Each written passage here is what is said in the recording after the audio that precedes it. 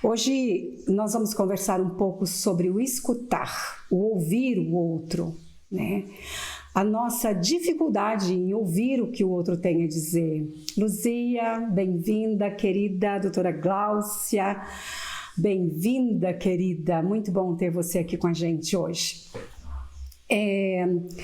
É tão interessante a questão, né, da dificuldade em ouvir, a dificuldade em escutar o outro.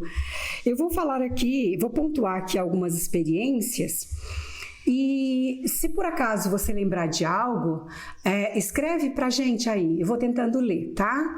Eu uso óculos aqui para tentar ir lendo aí o que a gente vai conversando, tá bom? E vocês darem assim uma devolutiva, pergunta, comentário, uma fala, tá bom? Fiquem à vontade.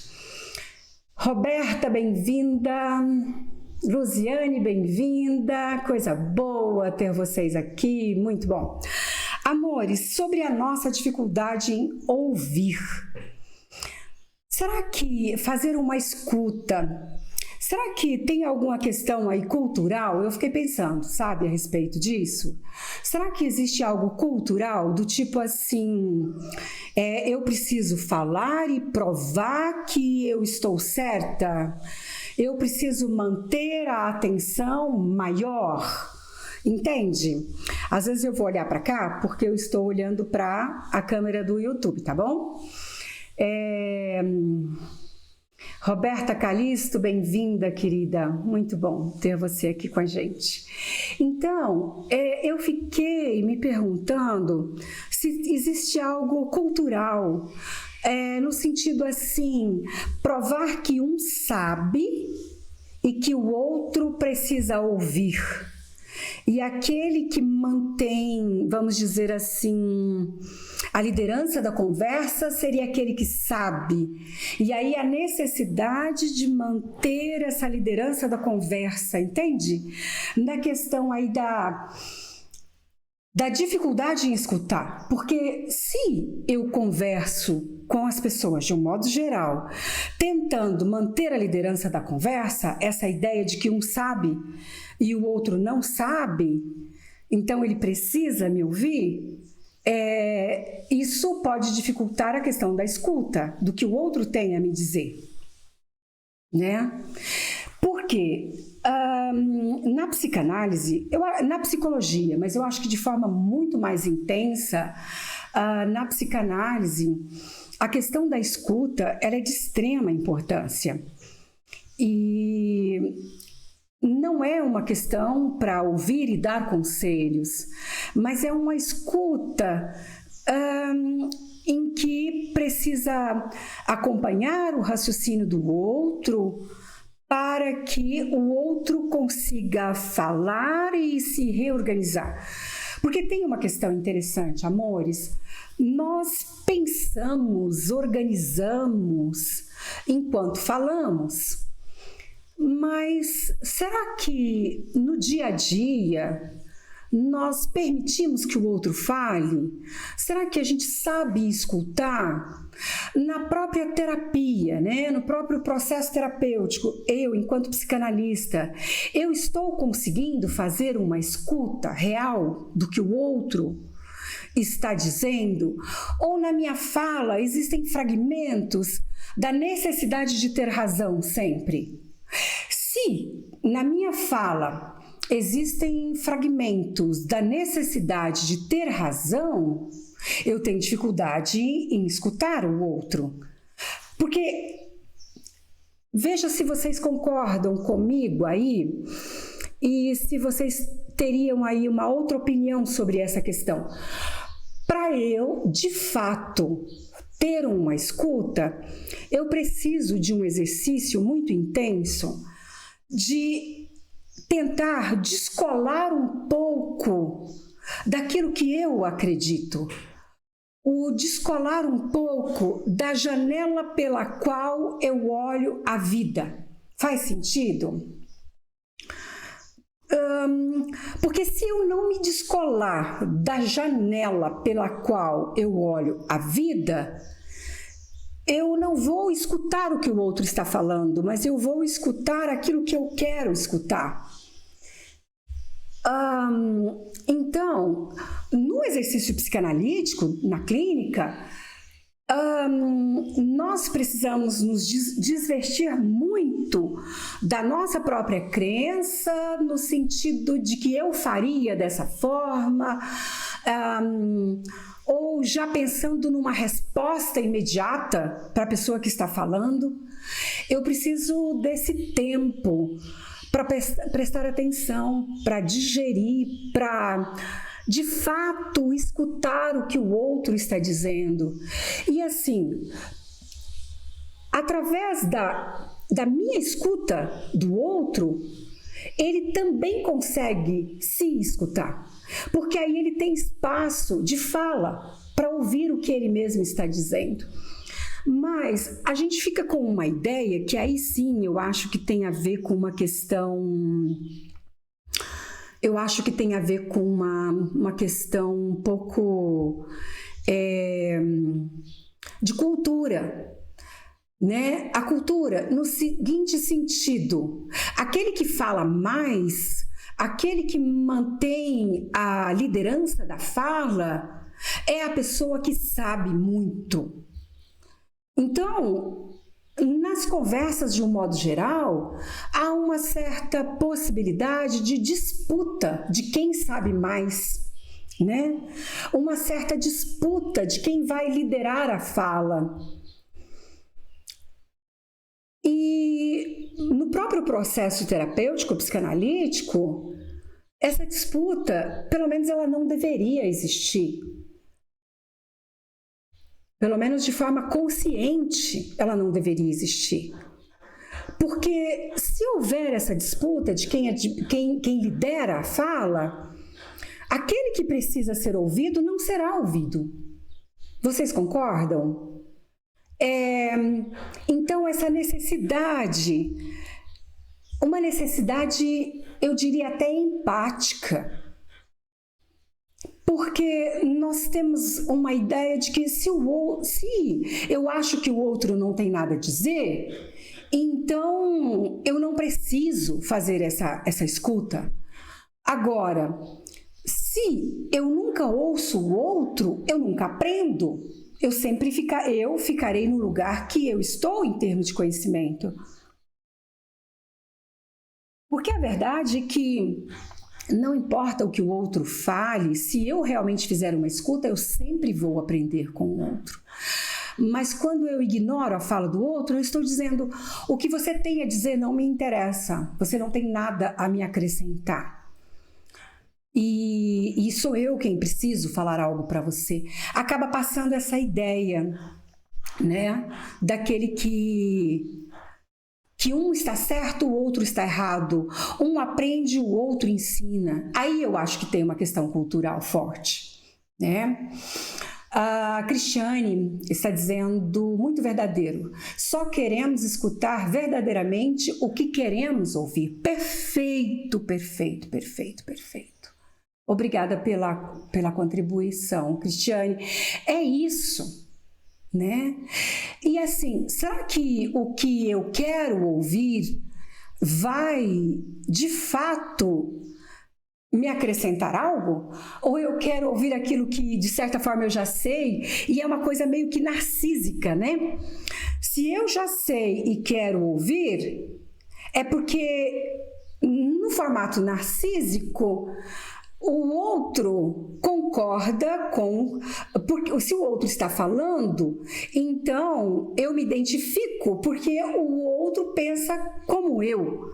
Se o outro pronuncia algo diferente do que eu penso, no sentido narcísico, eu quero distância dessa pessoa.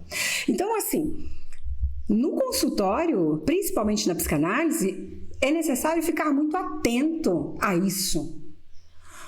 Porque o meu papel é fazer essa escuta, independente desse meu conceito do que seria certo e errado, ou sempre com a ideia de que o outro tem algo interessante a ser dito. E se eu estou ali num processo de escuta, eu farei algumas intervenções no sentido de que o outro possa falar mais ainda de si, que o outro possa falar mais ainda do que ele tem para falar. Mas muitas vezes nós temos uma pressa de concluir, né? Uma pressa de chegar a algum diagnóstico, a pressa de ter uma resposta. E na maioria das vezes, a gente nem espera o outro terminar o que está dizendo para já dar a nossa opinião, concluindo, né? E isso dificulta muito a comunicação e classifica muito as pessoas dentro de uma conversa, aquele que sabe ou que acha que sabe e aquele que não merece ser ouvido, mais ou menos assim. Então eu fiquei pensando o quanto a gente precisa crescer no aspecto da comunicação e da escuta. Compreender que sempre nós temos algo para aprender quando o outro, né, está dizendo algo. E existe até uma certa inquietação no aspecto da necessidade da liderança, da fala. Eu não sei se já aconteceu com vocês e até gostaria de poder ouvir de vocês alguns exemplos nesse sentido. Vocês já conversaram com alguém que você quer contar para a pessoa, por exemplo, que o salto do seu sapato quebrou e você ficou apavorada porque você não tinha outro sapato e você estava viajando. Você quer contar isso para aquela pessoa. O fato, nossa, o meu sapato quebrou o salto e eu estava viajando e não tinha outro sapato. Você quer contar esse fato. Mas aí você começa a conversa assim: gente, eu fui para Manaus e quando eu estava atravessando a rua em Manaus, quando você está falando isso para a pessoa e a pessoa que está te ouvindo, ela chega e diz assim: eu já fui para Manaus também. Nossa, eu amei Manaus, isso e isso, eu comi aquilo.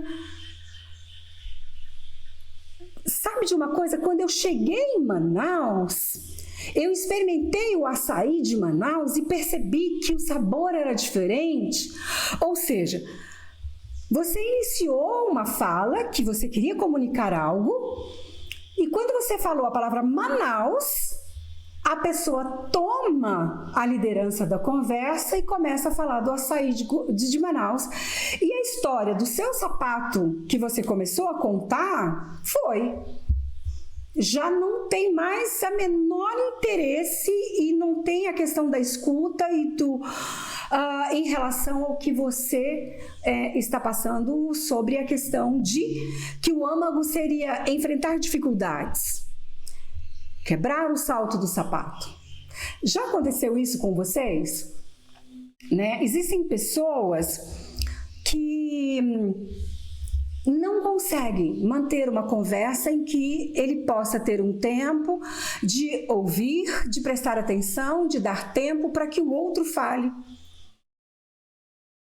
Ela vai pegando os gatilhos e vai montando o próprio enredo e se mantém na liderança da conversa. Algumas pessoas retomam, tá, mas o que eu estava falando em relação a Manaus não tinha a ver com Manaus em si, mas eu queria, né? Algumas pessoas ainda tentam trazer a conversa de volta, outras desistem, fala, deixa pra lá. Vamos ficar com a conversa do açaí de Manaus e o âmago do assunto fica. Já aconteceu isso com vocês? Nesse sentido? Então, pensando nisso, como nós temos dificuldade, né, em valorizar o que o outro está falando, e agora estou falando do dia a dia, uma conversa com uma amiga, numa mesa, né, de um café da tarde, com a vizinha, como nós temos dificuldade na comunicação. Eu acho que tem a ver com questões narcísicas, de que eu é quem preciso falar e eu é quem preciso trazer alguma questão. Eu acho que tem a ver com uma questão cultural, né? no sentido dessa disputa de poder que cai aí no aspecto da comunicação, na disputa do poder de quem sabe mais, né? E eu preciso provar que eu já sei o que ele está me falando. E na impaciência, às vezes a pessoa está falando e eu posso falar, não, mas eu já sei disso, eu já sei. E cortar o que o outro está falando, não dando assim tanta tempo e importância para a pessoa. A Cristiane está dizendo, muito frustrante, quando não é possível concluir o que se deseja falar. É extremamente frustrante. Cristiane, é extremamente frustrante. A ideia, nesse momento, né, é que você está tentando comunicar algo, né, e o outro interfere e não permite, ali ele interfere, né, traz a leitura da não importância, né, e não é não importância da sua fala, mas da tua própria pessoa, né. O Noronha está falando que nesse caso ele desiste, perde o interesse em falar. Sim. Uhum. Eu já fiz isso também, Noronha, eu já fiz isso. Mas aí, quando a pessoa começa a contar outra história e eu não volto para a minha, é porque nesse momento eu percebi que aquela pessoa, de fato, ela não está ali para me escutar. Ela está ali para provar que ela pode falar, que ela quer administrar esse tempo. E muitas vezes eu fiz exatamente como você fez, Noronha. Eu desisti, deixei, não voltei naquele assunto, porque não havia espaço, né, de fala para você. Não tenho o que falar. Agora, amores, quando no dia a dia, eu digo no dia a dia porque na sala terapêutica, na psicanálise, esse é um processo extremamente necessário. Saber ouvir, saber fazer a escuta, se distanciar de você e estar ali para o outro. Então, assim, na clínica é isso que tem que acontecer, né? Isso precisa acontecer. Mas no dia a dia, eu não sei se vocês já experimentaram alguma experiência de, ao invés de tentar ser ouvido, você tentar fazer a escuta de fato. Você tentar estar presente de fato para o outro. E isso é uma espécie de acolhimento. Porque nessa hora você está dizendo assim, você importa. O que você tem a dizer importa. Eu estou aqui. Eu estou aqui por você, para você. Eu não sei se vocês já fizeram essa experiência de forma muito assim, proposital. Estar ali de fato com a pessoa, na mesa de um chá da tarde. Amores, é tão gratificante por 2 motivos. Primeiro, porque a gente aprende muito. Quando nós temos a disposição de fazer uma escuta de fato, a gente aprende muito. Porque sempre é interessante o que o outro tenha a dizer. E a devolutiva da pessoa, no sentido desse bem-estar, porque ela está ali, se sentindo acolhida, é um processo de cura. Porque nós humanos, eu falo muito isso aqui nas lives, nós somos seres afetivos. E a afetividade, ela está presente o tempo todo, né? E nós humanos, nós precisamos muito de acolhimento. E uma forma de acolhimento é você estar presente para o outro numa escuta de fato. Estar de verdade para a outra pessoa. E às vezes eu peço a alguns pais, hoje nem tanto, porque na clínica hoje eu quase não tenho adolescentes, né? No passado teve uma época que eu atendia muitos adolescentes e eu pedia aos pais para fazer um exercício de a cada 15 dias sair com um dos filhos e sair para tomar um sorvete, tomar um suco e estar presente para esse filho de forma exclusiva. Eu falava muito para os pais fazerem isso. Margarida, minha linda, bom dia, amada amiga. Margarida, nós teremos um congresso maravilhoso em maio em São Paulo. Depois eu vou mandar o convite para você, tá? E aí, quem sabe, você se organiza para vir. Margarida está em São Paulo. Thaís, querida, muito bom. Delícias da Simone. Ai, que maravilha, muito bom ter você aqui com a gente. Amores, e assim, voltando aqui à questão do exercício que eu pedi para os pais. Sabe o que acontecia? Muitos pais faziam isso. Tá, eu vou agendar para sair com um dos meus filhos a cada 15 dias e vai revezando para eles se sentirem exclusivos. Mas aí, aproveitava esse momento e eu comentava assim, olha, não liga o celular, não fale com outras pessoas, demonstre para o seu filho que você está ali com ele. Não fica no celular enquanto o teu filho está sentado ao lado, se você convidou o teu filho para sair, para tomar um suco com você. Mas, depois quando eu pedia um feedback de como foi, havia muito essa questão assim, o adolescente geralmente fica calado, ele não fala muito, e ele ficava calado, e o pai ou a mãe aproveitava aquele momento para dar aquele sermãozinho. Na escola, isso e isso, em casa, isso e isso. Eu aproveitei para organizar isso e falar que precisa manter o quarto limpo, isso e isso e isso. Então, esse adolescente, numa vez seguinte, ele já não queria ir mais. Porque era meio que dentro de uma certa armadilha. Eu vou tomar o suco com você para ouvir um sermão do que eu tenho que fazer. Mas o propósito não era esse. O propósito não era esse. O propósito era a tentativa de uma escuta. Mas ele não fala nada. O silêncio fala. O estar junto com o outro.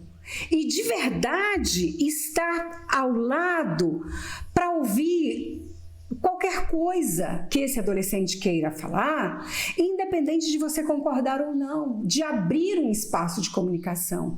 E isso é vínculo, né? Isso é vínculo. A Margarida está falando que vem para São Paulo em março. Isso, em maio ficaria muito, né? Se pagarem a viagem, você vem. Você ama vir para o Brasil, né, Margarida? Muito bom, querida.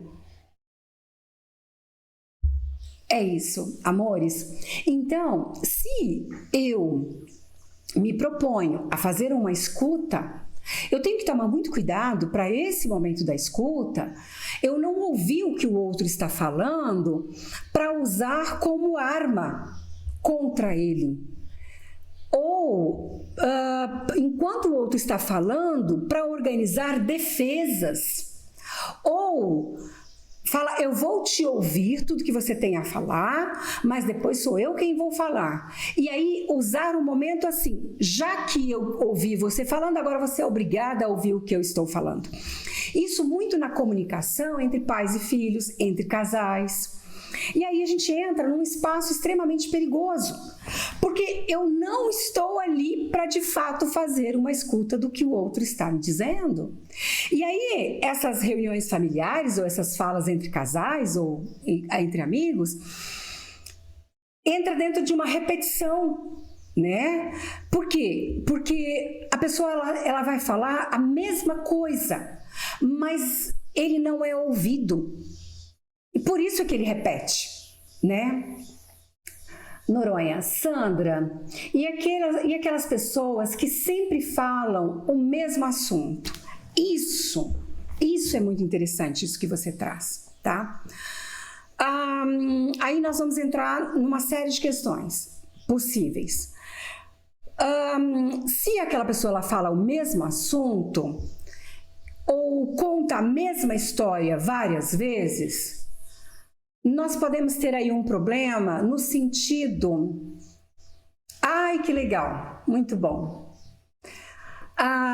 Nós podemos ter um problema no sentido de que, de repente, se a pessoa ela conta sempre a mesma história, pode ser uma questão aí já no sentido cognitivo, já de um certo envelhecimento, que ela não lembra que ela contou isto.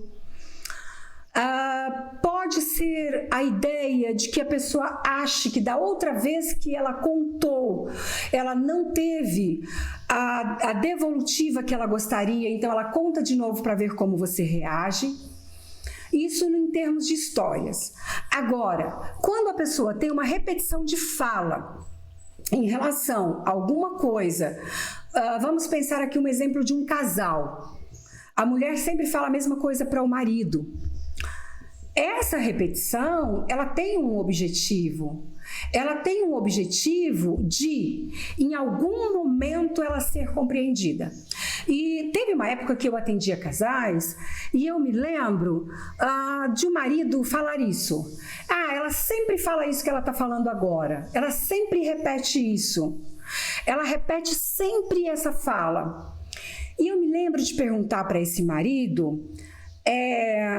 Ok, ela sempre repete essa fala. Agora eu gostaria que você me falasse o que você compreendeu da fala dela. E aí, quando ele responde, eu percebi que ele responde uma outra coisa a partir da janela da visão dele, já com o julgamento dele sobre aquilo que ela disse. Mas ele não tinha feito uma escuta de fato daquilo que ela tinha dito. E aí, nesse caso em especial, eu entendi que a repetição é porque não sentiu que houve uma escuta. A repetição é na esperança, é na tentativa de algum momento haver uma escuta de fato e uma devolutiva de fato. E aí, quando esse marido falou de uma outra coisa, já falou num sentido de defesa, eu pude olhar para ele e falar, mas não foi isso que ela disse. Aí ele disse, claro que foi isso que ela disse. Eu disse, vamos ouvir de novo? Porque eu sinto que não foi isso que ela disse. E eu pedi à mulher para repetir. E aí ela repete. E aí eu disse para ele, agora eu gostaria que você prestasse atenção em cada fala dela. E ele disse, mas ela sempre fala isso. Aí eu pude falar para ele, e eu compreendi por que ela sempre fala isso. Porque ela tem uma esperança de que você compreenda o que ela está falando. E não se defenda do que ela está falando. Porque a fala de volta dele era uma fala de defesa e não de compreensão dela. E aí é tão interessante porque nesse momento eu coloco ali para ele, se a gente conseguir escutar de fato o que ela está dizendo, será muito mais fácil, porque ela não vai precisar continuar repetindo e as coisas podem mudar a partir daí. E aí a gente trabalhou nesse processo de ele compreender de fato, fazer uma escuta de fato daquilo que ela estava dizendo. Tanto a mulher como o homem podem fazer isso numa relação. E é muito nesse sentido da esperança de, em algum momento, o outro compreender. Haver uma escuta de fato. Então, uma repetição, ela pode acontecer nesse sentido. Uma pessoa muito sofrida, muito rancor, culpa, e fala o tempo todo do mesmo assunto. Ninguém tem paciência de ouvir todos os dias.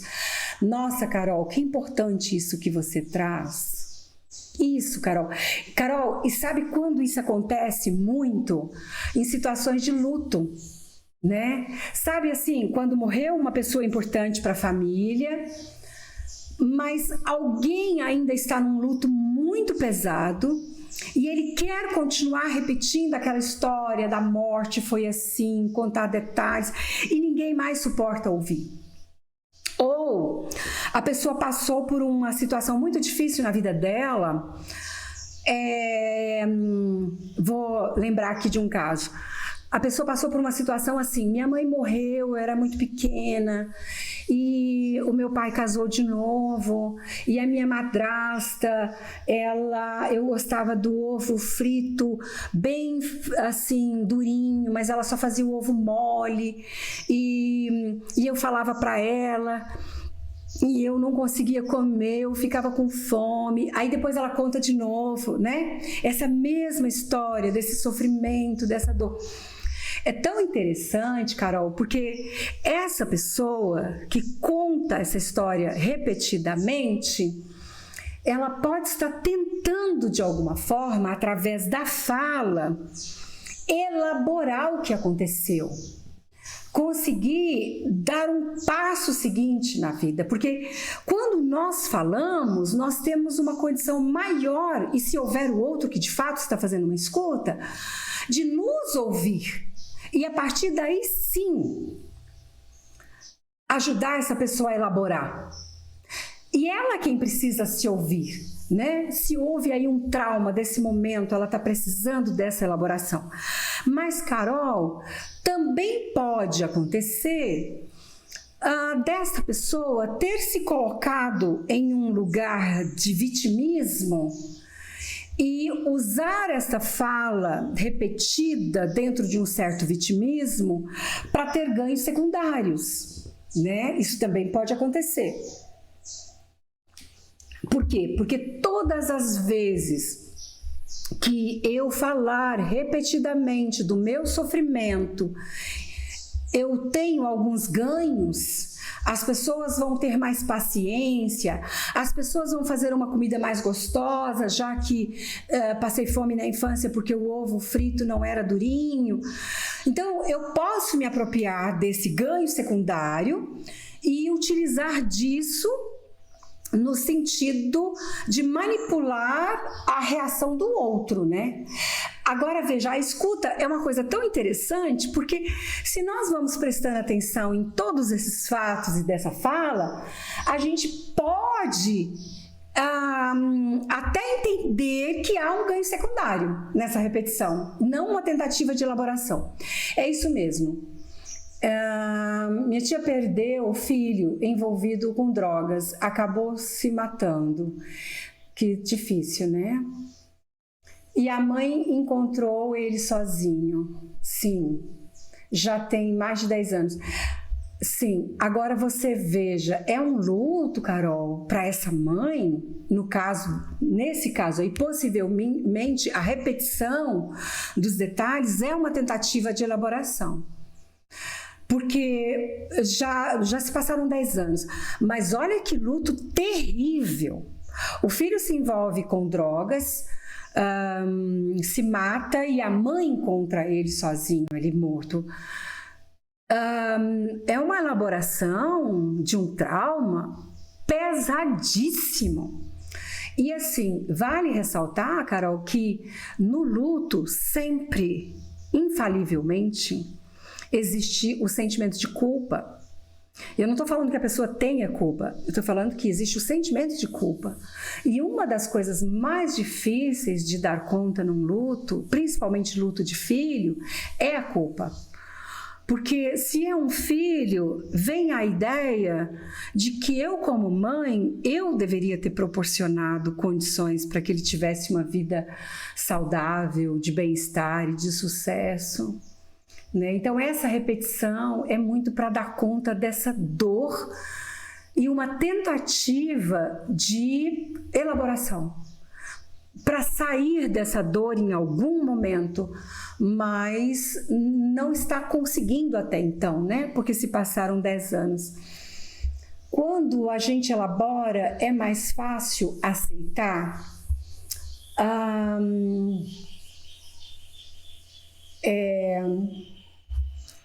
Interessante aí a tua pergunta, sim. que é mais ou menos assim. Eu gosto de dar um exemplo. Assim. Você comeu uma comida e essa comida ficou indigesta no seu estômago. E enquanto essa comida estiver parada no seu estômago de forma indigesta, você sente náusea, você sente mal-estar, vontade de vomitar, dor de cabeça. Então, essa náusea, dor de cabeça ou mal-estar são os sintomas da comida que está parada no seu estômago. Quando você consegue digerir aquela comida, seja porque você tomou um Eno, não sei, ou se você vomita aquela comida, você sente aquele bem-estar. Por quê? Porque de alguma forma ela saiu do seu estômago, tá? Agora, quando você passa por uma situação de dor muito profunda, como a morte de um filho, no exemplo da Carol, você passa por uma situação de muita dor. É como se fosse a comida parada, entendeu? No seu estômago. Só porque aí é um conteúdo, é um assunto parado na sua mente. E aí os sintomas serão outros. Os sintomas são estados depressivos. Os sintomas podem ser tentativa de autodestruição. O sintoma pode ser uma psicossomatização, levar essa dor para seu corpo e desenvolver um câncer. Os sintomas são muitos e podem acontecer muita coisa como sintoma. Tá. O que seria a elaboração? A elaboração seria essa digestão desse conteúdo insuportável. Essa digestão a gente chama de elaboração, que seria essa compreensão dos fatos. Compreender que eu fui mãe de um filho que infelizmente se envolveu nas drogas. Compreender que houve uma morte. Compreender que eu não sou Deus para evitar essa morte. Eu sou mãe e mãe tem suas limitações. Compreender que de repente eu até errei, porque quando ele era criança eu trabalhava muito para poder sustentá-lo e tinha pouco tempo para dar atenção para ele ficou um pouco carente.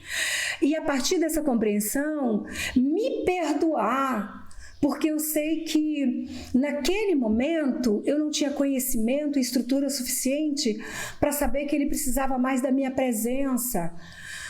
Mas também compreender que se eu não tivesse proporcionado comida, ele teria morrido de fome. Então, às vezes, a vida nos coloca numa situação que praticamente não há escolha. E aquilo que eu escolhi no passado foi não a melhor opção, mas foi o que eu consegui escolher e fazer. Então, eu fiz o meu melhor no aspecto de intenção. Aí vem a questão do perdoar. Então, todo esse processo de perdoar, de devolver para o outro o que pertence ao outro, de compreender que eu não sou Deus, isso é elaboração. Isso é tentativa de encontrar respostas. Isso é digestão da dor.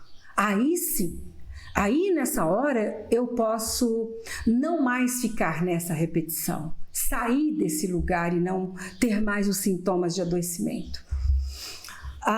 Então, quando alguém diz que já está curado, mas fala do passado numa tentativa de mostrar que o passado deveria ser diferente, ele não conseguiu elaborar muito bem. Sim, sim, minha linda, perfeito, perfeito, isto, muito bem colocado, isto. Porque sempre que você está preso no passado, é porque ele não foi elaborado. Eu posso até contar para vocês alguma coisa, devolver para o outro que não é meu. Isso, Cristina, isso. Eu até posso contar alguma coisa do meu passado, mas assim, no sentido, depois que eu elaborei, num sentido de exemplo, num sentido de estar dentro de um conteúdo. Às vezes eu faço muitas palestras e nas palestras, às vezes eu conto alguma coisa do que me aconteceu, né, em termos de passado. Mas você percebe que a afetividade é outra. Não é uma afetividade de profundo sofrimento em relação ao que aconteceu, porque eu não vou perder a memória do que aconteceu, mas a minha forma de lidar com o acontecimento modifica. Porque quando eu lembro, não me traz sofrimento. Salva essa live, por favor. Tá, ficará salva, tá bom? E aí a gente coloca um link, salva no YouTube. Então, minha linda, a diferença é essa. Eu posso repetir uma fala do passado, posso tentar chegar numa escuta, que o outro possa de fato me escutar, para que eu também possa fazer essa escuta, na tentativa de elaboração. Mas posso falar sem a afetividade de tanta dor, apenas como memória, apenas como algo que me trouxe aprendizagem, mas não colada com essa dor, com essa ansiedade. Então, a gente percebe a diferença de quando foi elaborado para quando não foi elaborado, no sentido dessa afetividade que prende com tanta dor, até a respiração muda, a voz muda. Se a afetividade ainda está muito colada, é porque eu não elaborei totalmente. Que bênção! Essa fala de como nós, para nos perdoar. Nunca tinha entendido assim. É libertador. Que coisa boa. Fico muito feliz, Carol, que esteja sendo útil, né? No sentido de libertação. Carol, a gente tende a pensar no nosso passado, muitas vezes, com poder de autojulgamento muito forte. Se nós julgamos negativamente as pessoas que estão ao nosso redor, nós, muito mais, nós nos julgamos e nós somos muito cruéis com a gente. Então, pensar no contexto do que as coisas aconteceram é muito importante.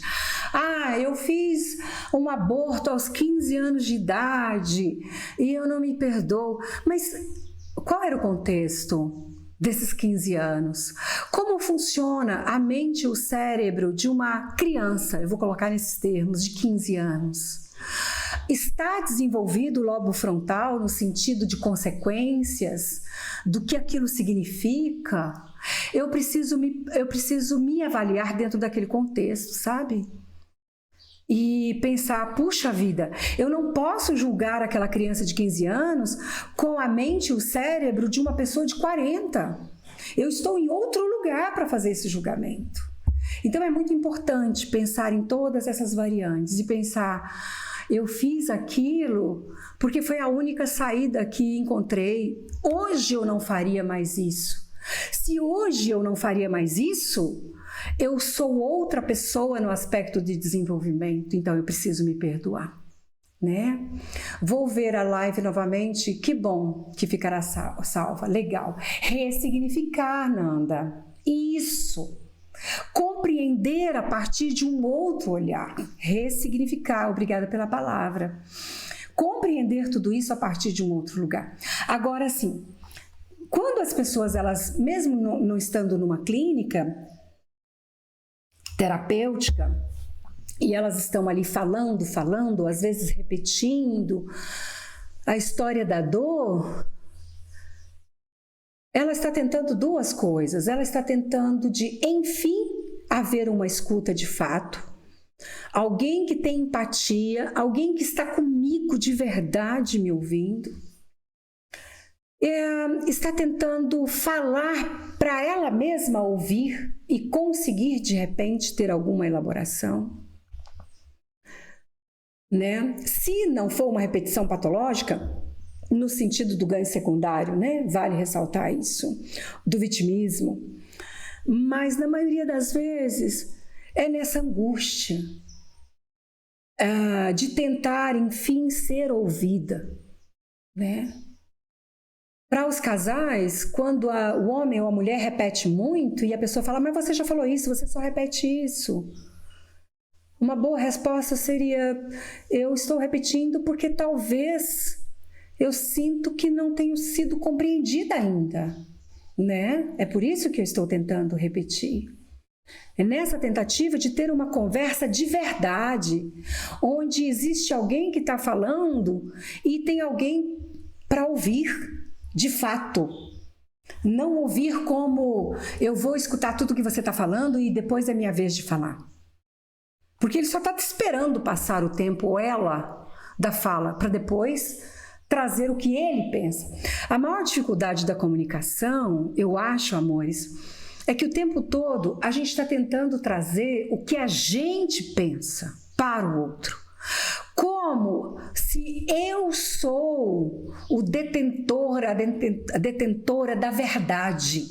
E não importa o que você diga, eu é quem preciso falar para você o que eu penso. E aí a gente não chega a lugar nenhum.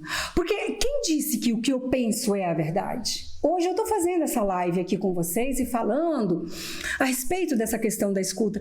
Mas daqui a um ano eu posso ler um pouco mais, eu posso fazer uma outra escuta de alguém e falar: puxa, naquela live lá eu disse isso, mas acho que não era bem assim. Por quê? Porque eu não estou num pedestal de alguém que detém a verdade. O que eu coloco é aquilo que eu acredito, aquilo que eu vi, até hoje, até aqui. Mas se eu estiver aberta, se eu continuar aberta para fazer uma escuta, pode ser que eu modifique a minha forma de pensar, né? Nós nunca seremos o dono do saber, nunca. Porque o que a gente tem para aprender é muito grande, é muita coisa. E eu gosto de pensar no degrau, um dia de cada vez. E o que eu aprender amanhã pode acrescentar, pode modificar o que eu aprendi hoje, né? Então, dentro do processo de escuta, mesmo sendo um psicanalista, nós podemos aprender muito com o paciente, muito, se de fato eu estiver ali para fazer uma escuta, para me desvestir daquilo que é meu e empaticamente estar com o outro, tentando chegar de fato na fala do outro, né? A grande dificuldade é essa, ressignificar. Pois falar da dor é incômodo, isso. Por isso acham melhor falar que estão bem, para não mexer na ferida. É verdade, eu concordo com você, Pri. Eu concordo muito com você. Ressignificar, elaborar é muito difícil, né? Porque mexer em algo, né, que dói muito, então é melhor fazer de conta que não existiu, né? Obrigada, Margarida, que coisa linda. Muito obrigada, querida. Eu te admiro muito também pelo seu trabalho. Margarida faz um trabalho belíssimo de palestras e trabalho com adultos e crianças, né, Margarida? É recíproco, tá? O carinho. Então, às vezes, para a gente ter uma boa escuta, nós precisamos renunciar à posição de poder. Nós precisamos compreender que o que o outro está falando naquele momento é de extrema importância. Nós precisamos nos desvestir daquilo que eu quero impor sobre o outro. Aí sim, aí eu tenho condições. E às vezes em palestras eu ouço muito, principalmente de adolescentes: minha mãe e meu pai não compreendem. Por quê? Porque como pais nós temos um lugar de autoridade e a gente não consegue fazer a escuta de fato do que eles querem dizer. Nós queremos impor o que nós acreditamos, na ideia de que, como eu sou a educadora, eu preciso impor aquilo que eu já entendi que é o ideal. Mas se eu não fizer uma escuta de fato, eu não vou compreender em que lugar a outra pessoa está. Até para trabalhar com algumas perguntas, se tiver que de fato compreender alguma coisa.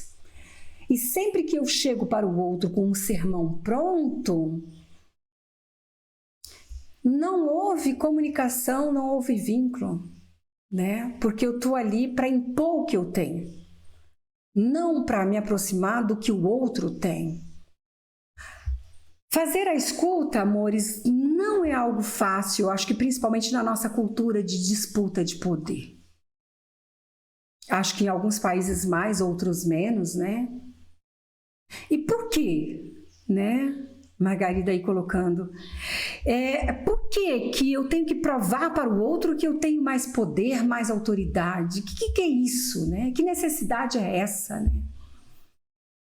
Esse é um ponto para nós nos questionarmos, né? Para nós nos questionarmos e entender que nós estamos sempre em crescimento.